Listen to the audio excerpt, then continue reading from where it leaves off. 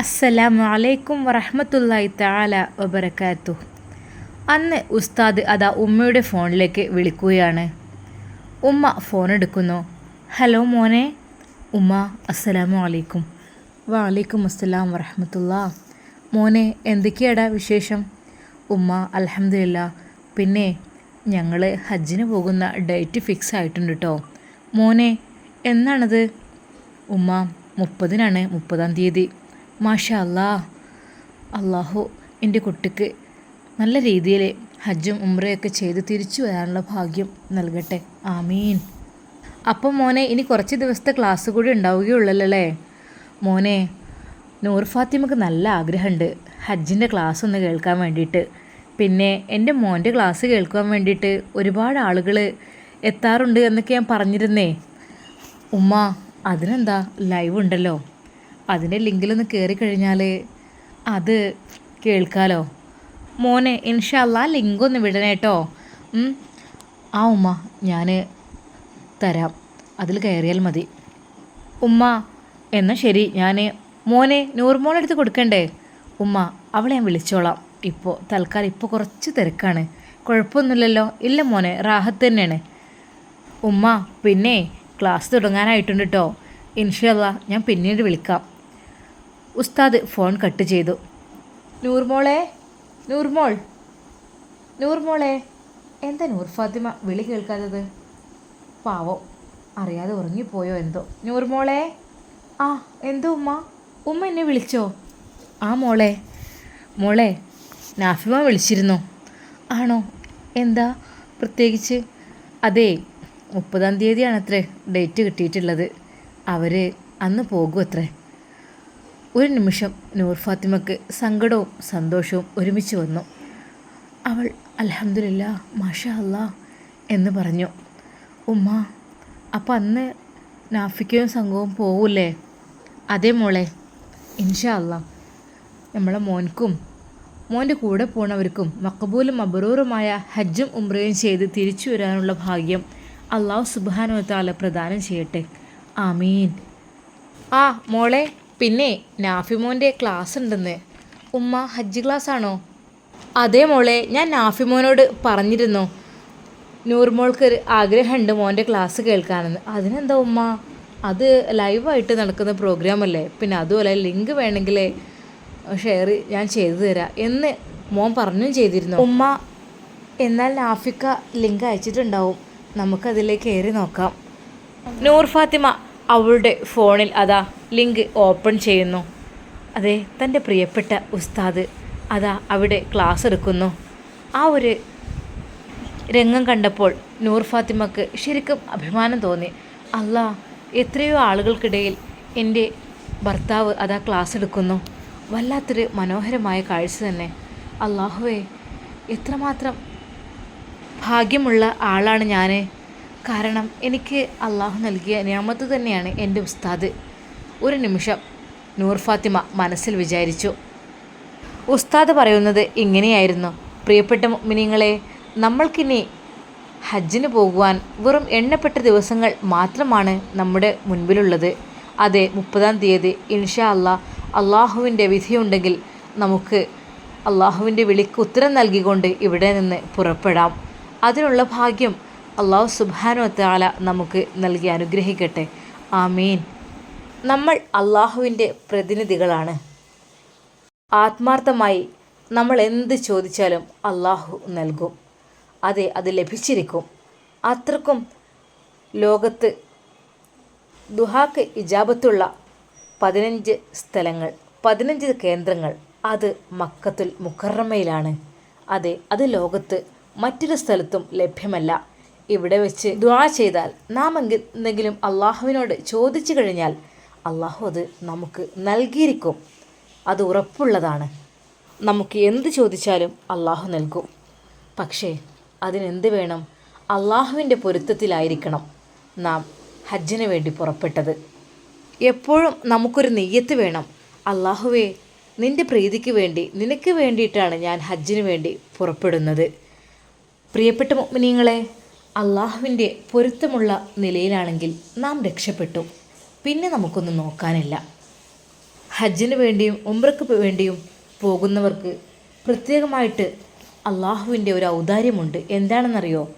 വീട്ടിൽ നിന്ന് ഇറങ്ങിയത് മുതൽ, ആ ഒരു നെയ്യത്ത് വെച്ച് വീട്ടിൽ നിന്ന് ഇറങ്ങിയത് മുതൽ ഹജ്ജിന് വേണ്ടി പുറപ്പെടുക, അല്ലെങ്കിൽ ഉംറയ്ക്ക് വേണ്ടി പുറപ്പെട്ടിട്ട് തിരിച്ച് എത്തുന്നത് വരെ എൻ്റെ പ്രിയപ്പെട്ട മുഅ്മിനീങ്ങളെ, നമുക്കെങ്ങാനും മരണം സംഭവിച്ചു കഴിഞ്ഞാൽ അതിപ്പോൾ എവിടെ നിന്ന് ആവണം എന്നില്ല. വീട്ടിൽ നിന്ന് ആ നിയ്യത്ത് വെച്ച് ഇറങ്ങിയത് മുതൽ അങ്ങനെയാണ് പറഞ്ഞിട്ടുള്ളത്.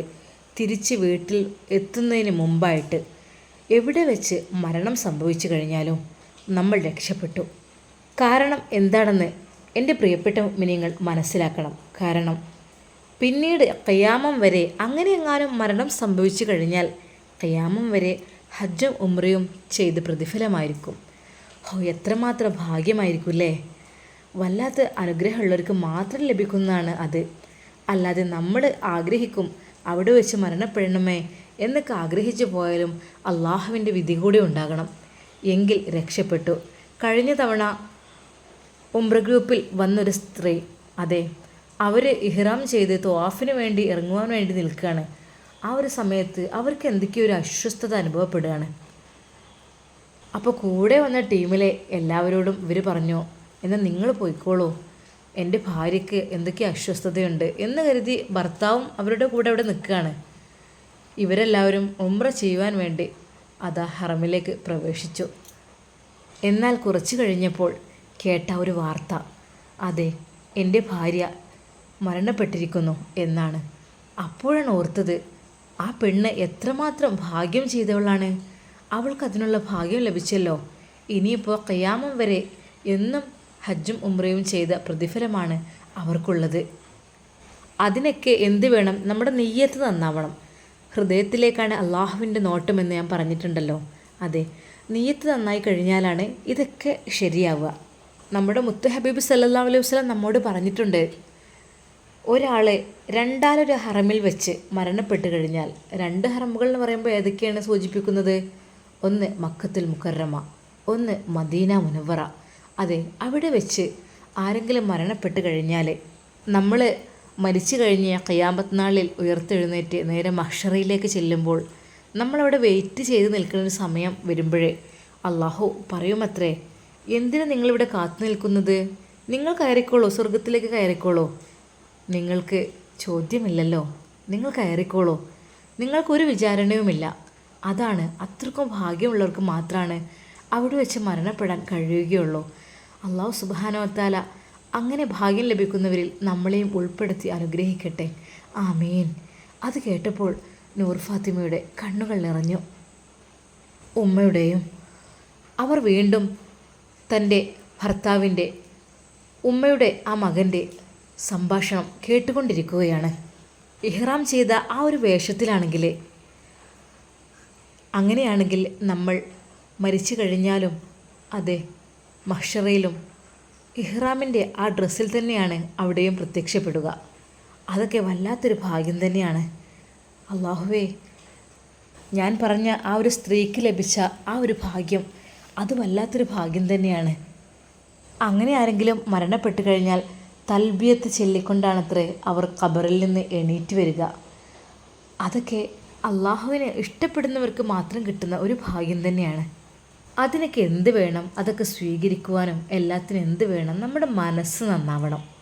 നമ്മുടെ മനസ്സ് മാത്രമല്ല ശരീരവും നന്നാവണം കേട്ടോ. മനസ്സ് മാത്രമല്ല ശരീരവും നന്നാവണം.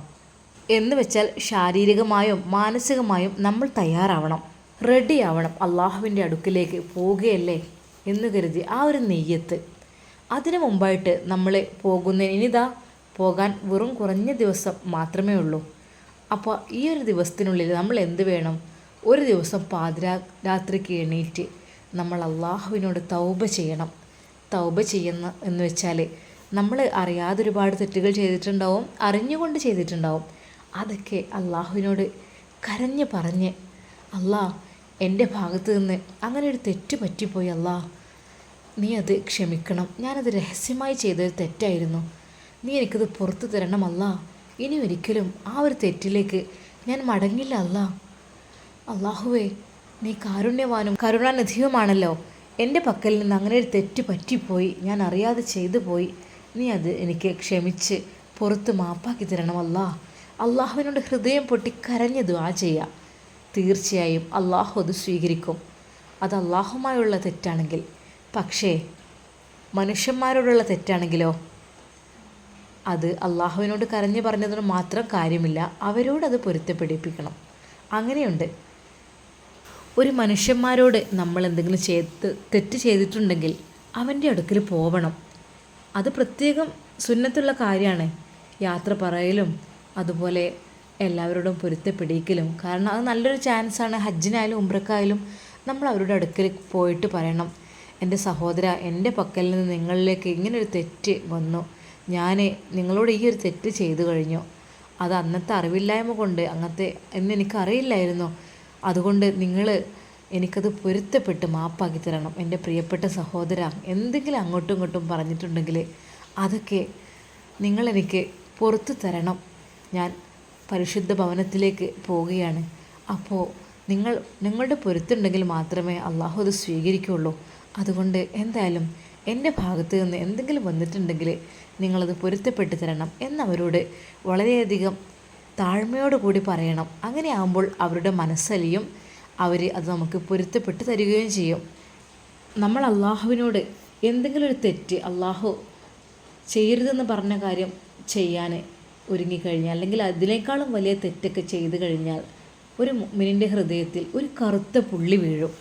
അതെ, അത് വീണ്ടും വീണ്ടും തെറ്റുകൾ ചെയ്യുമ്പോൾ ആ ഒരു ഹൃദയത്തിൽ ആ കറുത്ത പുള്ളി വീണ്ടും വീണ്ടും വലുതായി ആകെ അള്ളാഹുവിൻ്റെ അടുക്കൽ നിന്നുള്ള ആ ഒരു പ്രകാശം തട്ടാതെ വരും ആ ഭാഗത്തേക്ക്. അതിനെന്ത് വേണം? നമ്മളെ പക്കൽ നിന്ന് അങ്ങനെ തെറ്റ് പറ്റിപ്പോയിട്ടുണ്ടെങ്കിൽ പടച്ചവനോട് പൊറുക്കലിനെ തേടുക, തൗബ ചെയ്യുക. അങ്ങനെ ആകുമ്പോൾ അള്ളാഹുവിൻ്റെ ആ പ്രകാശം നമ്മുടെ ഹൃദയത്തിലേക്ക് തട്ടും. അങ്ങനെ കൂടുതൽ ആരാധനകൾ ചെയ്യാനും നന്മകൾ ചെയ്യാനും നമുക്കതൊരു പ്രചോദനമായി മാറും. അപ്പോൾ മാക്സിമം തിന്മകളിൽ നിന്ന് നമ്മൾ ഒഴിഞ്ഞു നിൽക്കുക. അതാണ് വലിയൊരു കാര്യം.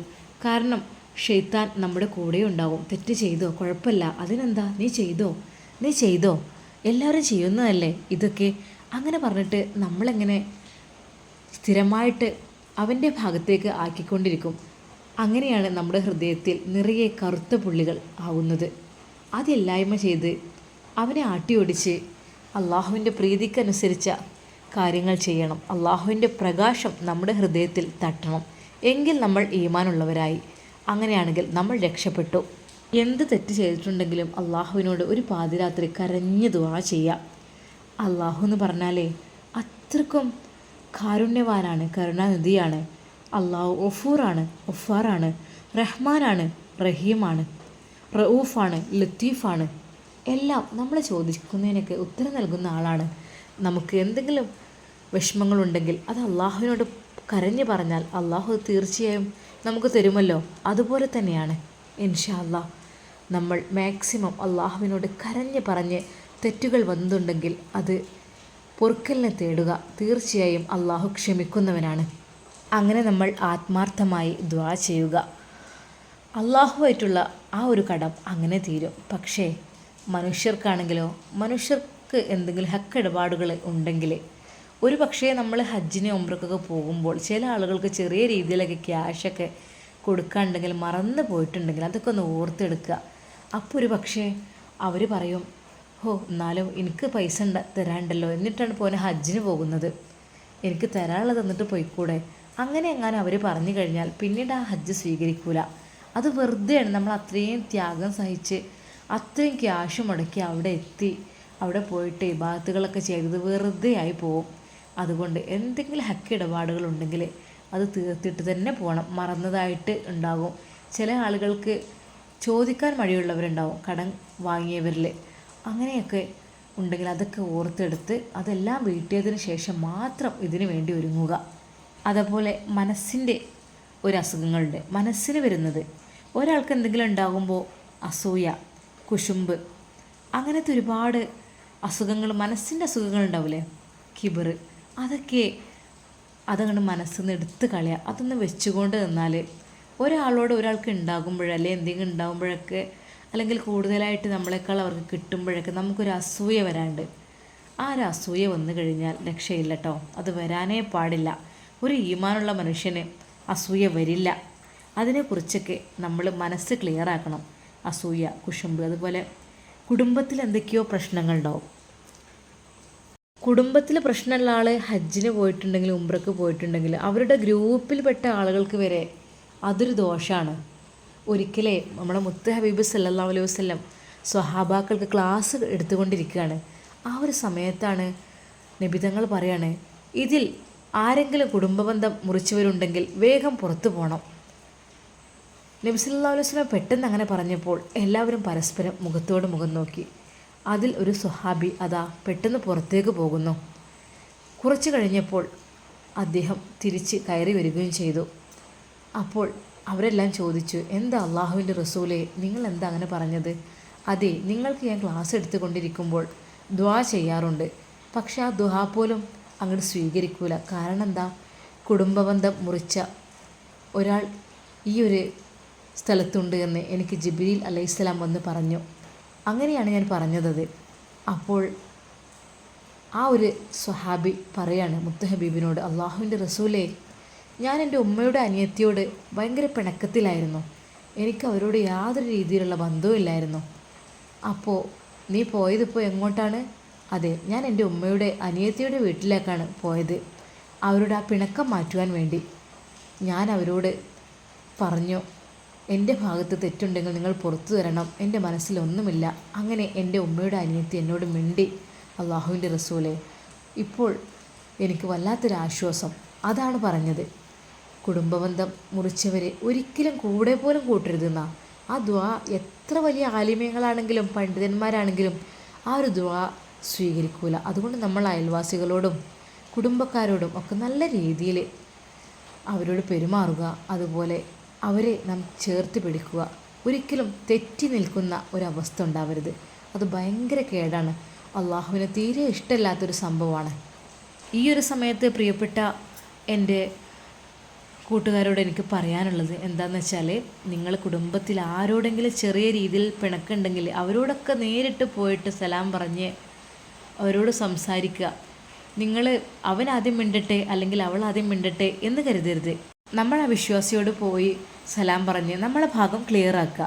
അതൊക്കെ എല്ലാവരും ചെയ്യുക ഇൻഷാ അല്ലാഹ്. അല്ലെങ്കിൽ എന്താണെന്നോ, ആ ഒരു ഗ്രൂപ്പിലേക്ക്, ആ ഒരു സംഘത്തിലേക്ക് റഹ്മത്തിൻ്റെ മലക്ക് ഇറങ്ങൂല. നമ്മുടെ കൂടെ ഹജ്ജിന് പോകുന്നതിൽ ആരെങ്കിലും ഒരാളങ്ങനെ കുടുംബബന്ധം ആരോടെങ്കിലും ചെറിയ രീതിയിൽ തെറ്റി നിൽക്കുകയോ അങ്ങനെ എന്തെങ്കിലും ഉണ്ടെങ്കിൽ നാളെ തന്നെ പോയിട്ട് പൊരുത്തപ്പെടിപ്പിക്കണം കേട്ടോ.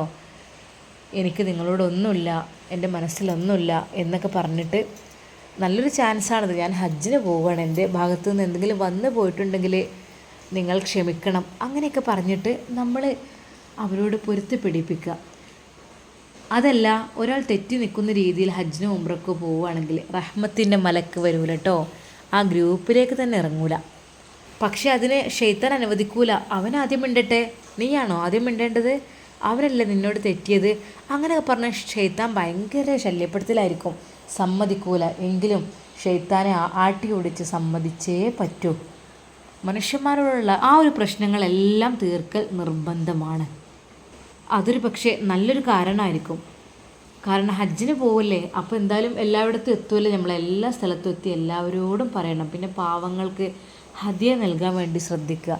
അങ്ങനെ ചെയ്തു കഴിഞ്ഞാൽ അത് യാത്ര സുഖകരമാകാൻ നല്ലൊരു കാര്യമാണത്, ഹദിയ ചെയ്യുക.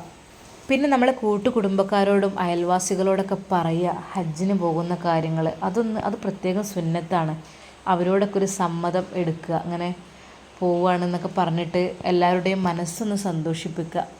എന്നാലും അവൻ വന്നല്ലോ, അല്ലെങ്കിൽ തൊട്ടടുത്തുള്ള അയൽവാസികളോടൊന്നും പറയാതെ നമ്മൾ ഹജ്ജിനും ഉംറക്കും പോയിട്ടുണ്ടെങ്കിൽ എന്നാലും അയൽവാസിയായിട്ട് പോലും അവൻ എൻ്റെ അടുത്തേക്കൊന്നും വന്നില്ലല്ലോ, എന്നാലും ആ ഒരു വേദന അവരുടെ മനസ്സിലുണ്ടാകാൻ പാടില്ല. എന്നാലും ഒന്നും മിണ്ടിക്കൂടെ, മിണ്ടാതെ പോയല്ലോ, ആ ഒരു അവസ്ഥ വരരുത്.